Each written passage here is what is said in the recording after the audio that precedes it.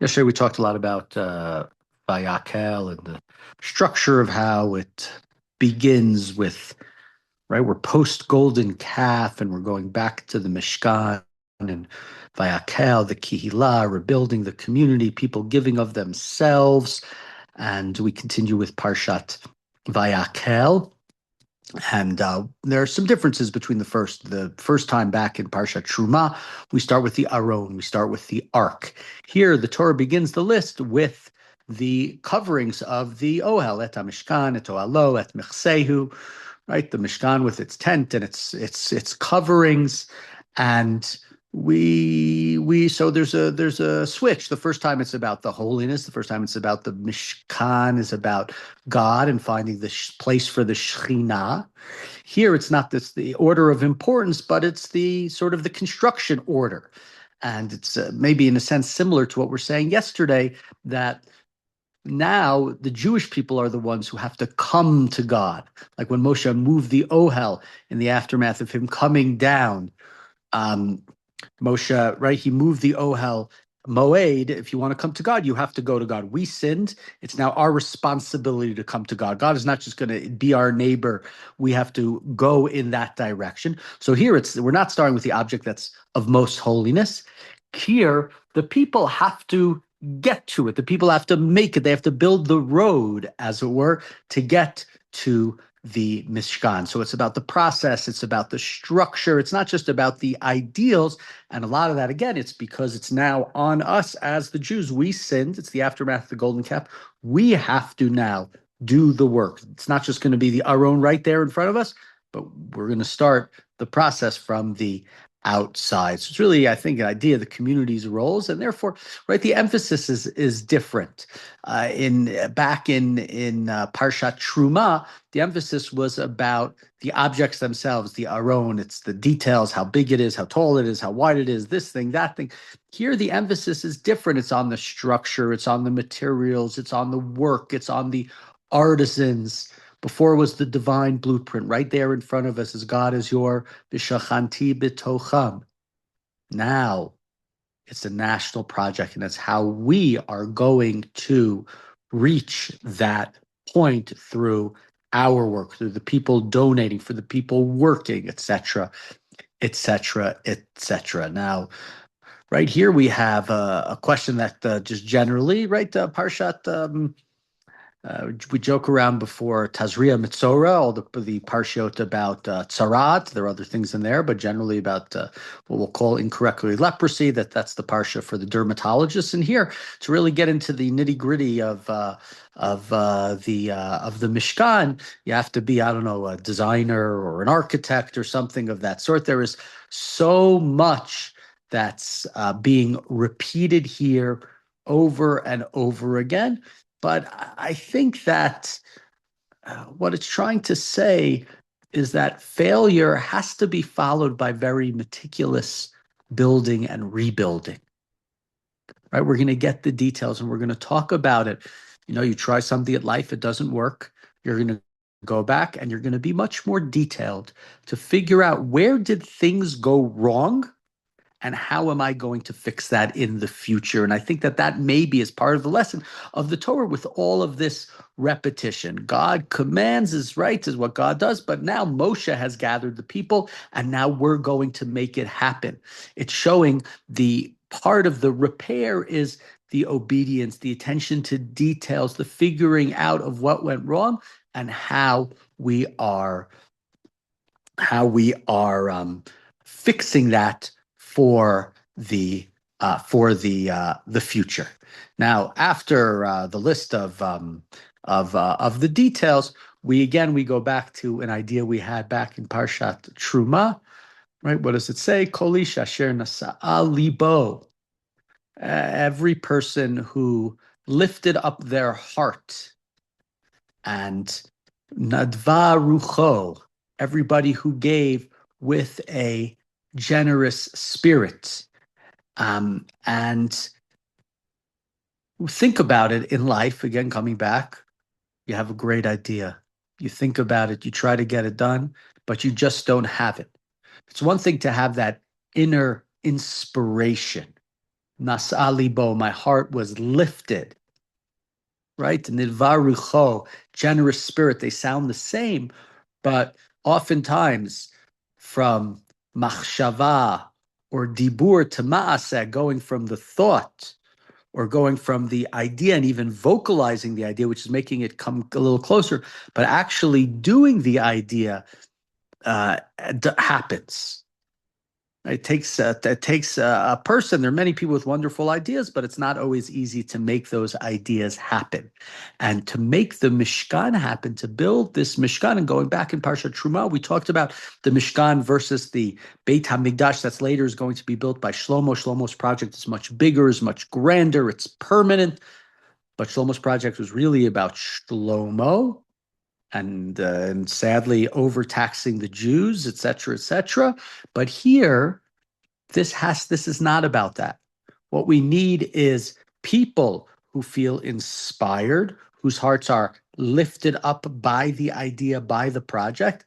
And then we need, from that generous spirit, they actually have to go and do it. The Mishkan, for it to work and to become the building that unifies the Jewish people, what we needed was both the emotion and the action. And that's what's being sort of said here, according to some commentaries, Kol ish asher nadva rucho, right? And also we have nasa kol ish asher nasa libo. So you need to have the emotion, you need to have the action. Can't be the forced action, like Shlomo sending the Jews to cut the trees down in Lebanon and then ship them back to Israel. It can't be forced. And you have to have the desire to make it happen. But then you can't just have that desire, you also have to make it happen. And that's a big piece, perhaps, of what's going on. Maybe that was wrong, what was wrong. But so we have distinctions here between the two. Now, something coming back again, and this may be related. I know we have a lot of ideas that are being sort of repeated here, but the Torah is repeating stuff. So we have, of course, at the golden calf, people gave enthusiastically. They gave gold, but the difference there, if we think about it, when they gave it the golden calf, it was chaotic. It was out of anxiety. It was impulsive. It was driven by fear. That's why they built the golden calf. Ki Moshe shenenu yodea me hayalo. We don't know what happened to him. So collect nizmei zahav. Go and get the gold. Go and get the stuff to create something, a way to communicate with God. That's not what's going on here. This is not impulsive chaos.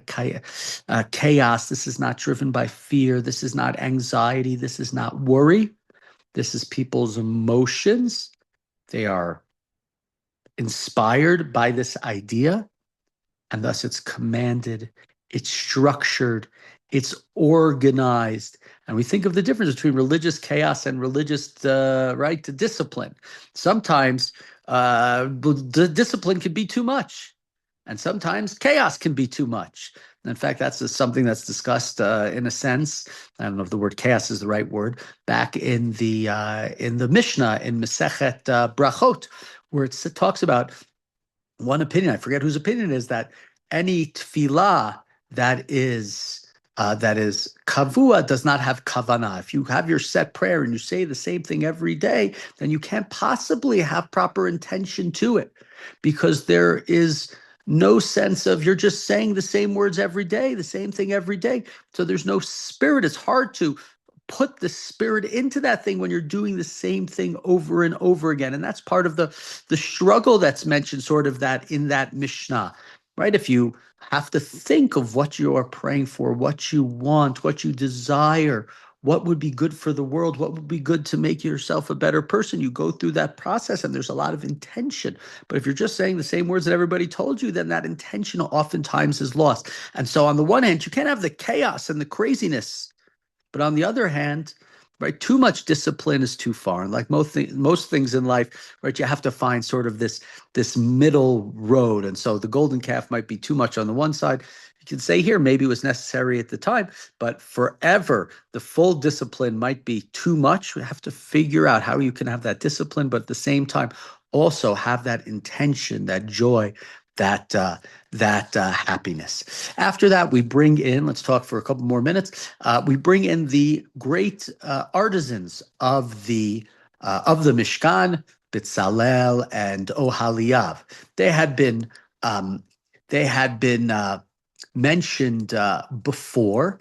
And right, part of the question is, why are we saying them again? Now, you might just say because we're saying everything again. Right? God is telling Moshe as the plan, and here Moshe publicly appoints them to the people.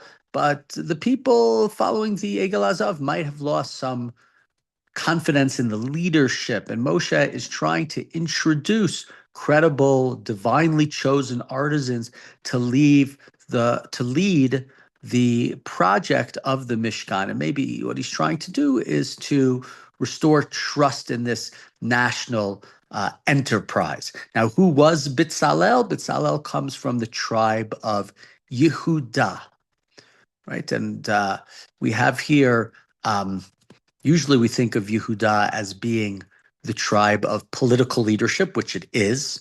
Yehuda in front of Yosef when he stands up for his brother Binyamin, Yehuda's descendants, David, and all the Davidic kings that come after him. And here we see something else that Bitzalel has, which is creative or spiritual leadership. The Mishkan requires artistic leadership, not just political authority. And it becomes an interesting question. We go down to Shlomo. Shlomo has the political leadership, but he also takes on this creative spiritual leadership. And maybe that's a little too much. Now, the number two guy, Bezalel was the number one. The number two guy, Ohaliav, is from the tribe of Dan, and that's one of the lesser tribes. Right? The two leaders come from different parts, one could say, of the hierarchy. Bezalel comes from the tribe of Yehuda. Ohaliav comes from the tribe of Dan, the tribe of Yehuda, a prominent tribe, a big tribe. Right? The rabbis understand Nachshon ben Aminadav is from the tribe of Yehuda, the first one who goes into the water. And if we want this to be, it make a lot of sense. If you want this to be a successful project, then you want leaders that come from the opposite ends of the hierarchy. I guess it's sort of, the way many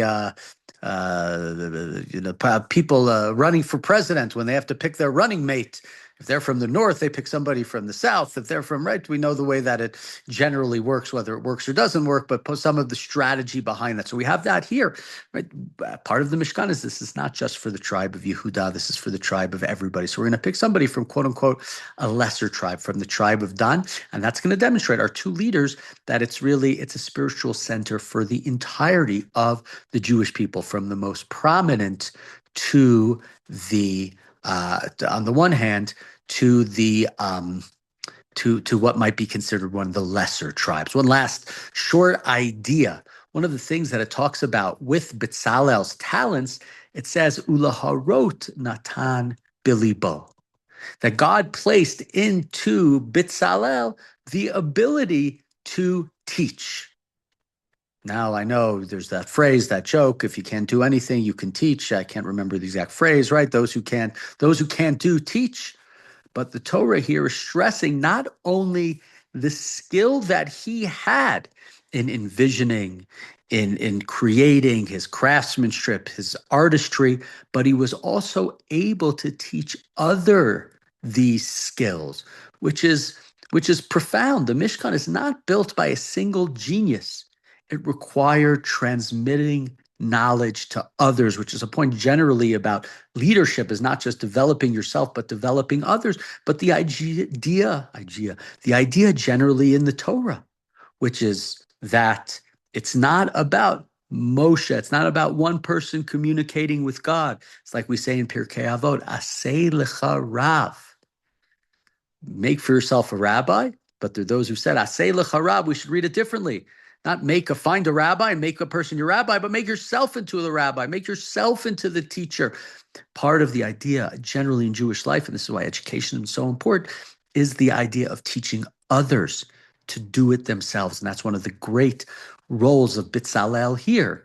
If he is mirroring, if he's Bitzalel, if he's in the shadow of God and mirroring God, it's not just him as the great artisan, the person who can envision God's project and make it here on earth, but he's going to help others be able to create that vision. The ultimate role of a teacher is, right, to make your students Right? I think Rabbi Soloveitchik was famous for saying this. The students would come who would graduate, they got smicha, and they come and they ask him questions. That to some of the students, he would say, I gave you smicha, answer the question yourself.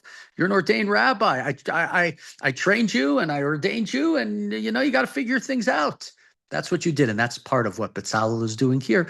The genius of the Mishkan is lahorot natan li bilibo. Part of his wisdom was his ability to teach others that they would then have those skills and be able to use it themselves, both in the creation of the Mishkan and then afterwards for the creation of other beauty in this world.